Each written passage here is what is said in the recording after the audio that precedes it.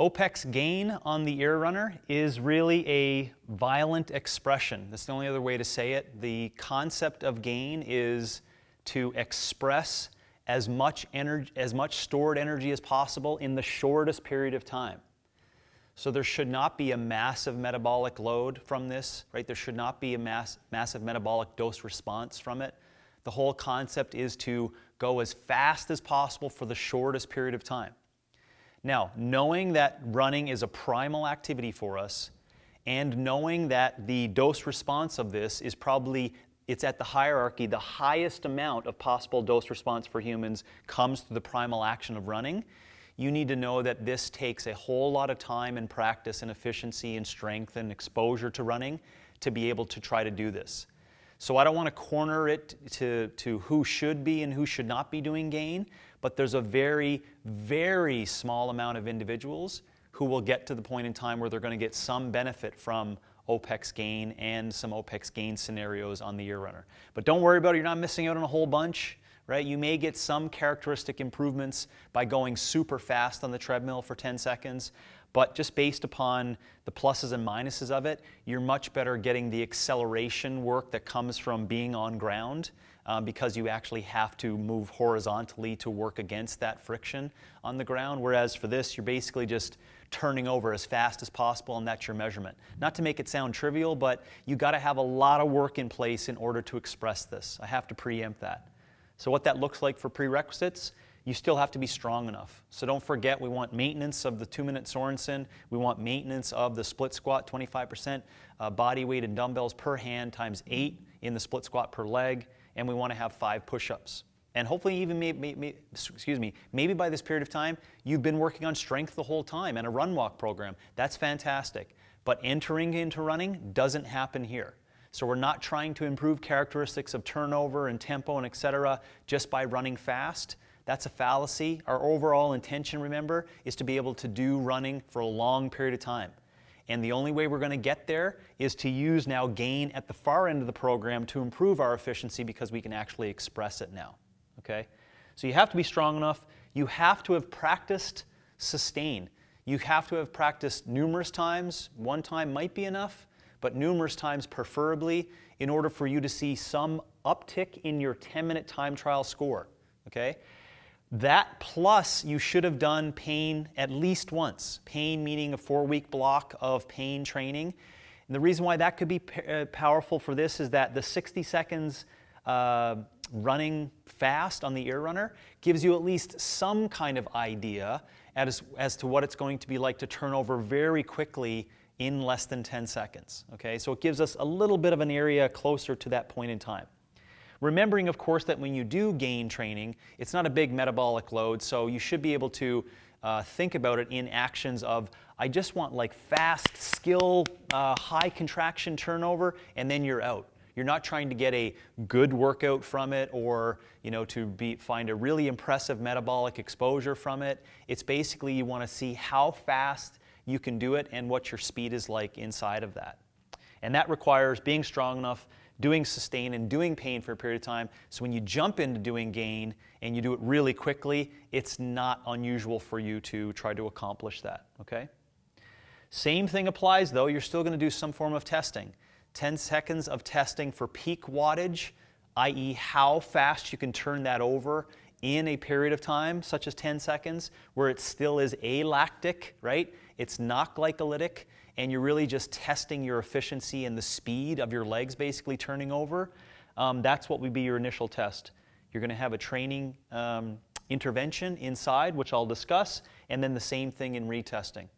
So the training intervention could be slightly different because, as we'll see based upon progression and overall work for this, because the metabolic load is quite low, and because this is largely like aerobic training, but largely a skill phenomenon, you can practice gain for really long periods of time without hampering efficiency of sustain running and without hampering even possible interjections of pain in the program, which I'll come to show you exactly how you're going to mix those things together.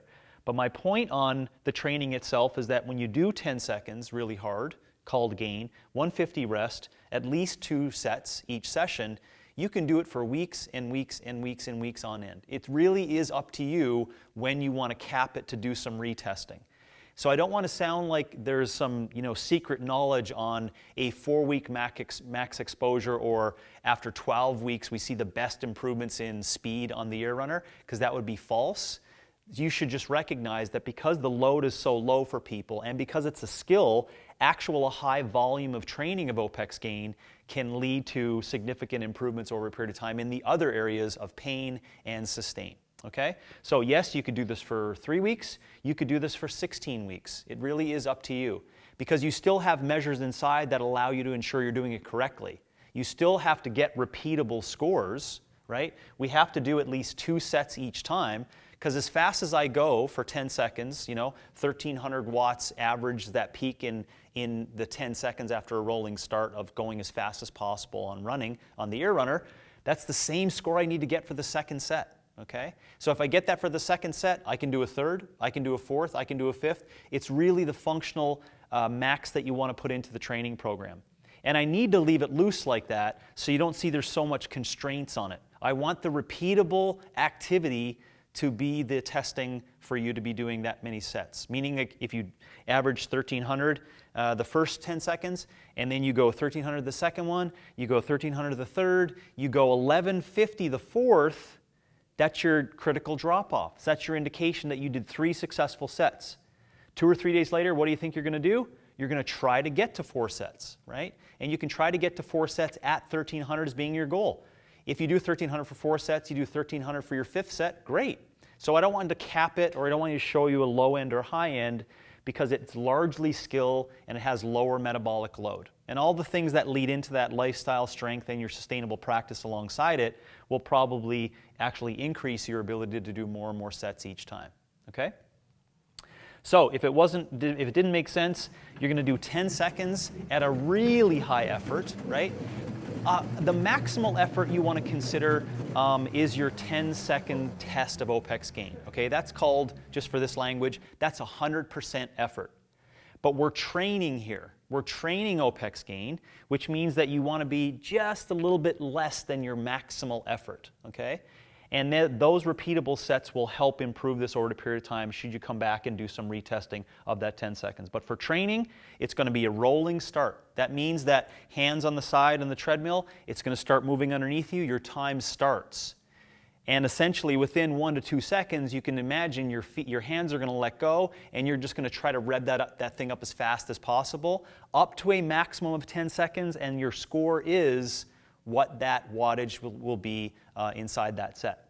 You're going to take a 150 rest, which could be walking, it could be lying on the ground with your feet up, you could walk around the treadmill, you can do some other stuff that's low intense activity. You're going to come back, you're going to repeat that. The reason why 10 and 150 is good, just be honest, it's in a 2-minute window, so you can just put it on a 2-minute countdown even, so you know when your work rest scenarios are. Okay? To repeat again, it's not 100% effort in the training sets, it's 97, which is just a little bit less than 100% effort, so you understand perceived rate of exertion. Progression, it's a ... continuum, which means that you can do it twice a week, but you can do it for as long as you want. As long as you know there's a testing scenario, the intervention can be as long as you want, and then you can do a retesting over time.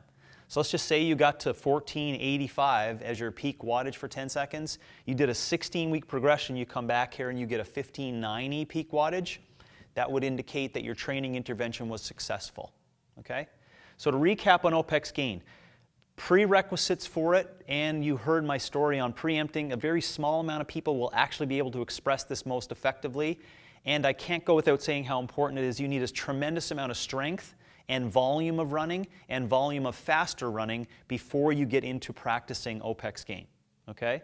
Ensure that you always stick to the testing of 10 seconds, do the training intervention and retesting to see if you're actually improving it, to keep you honest.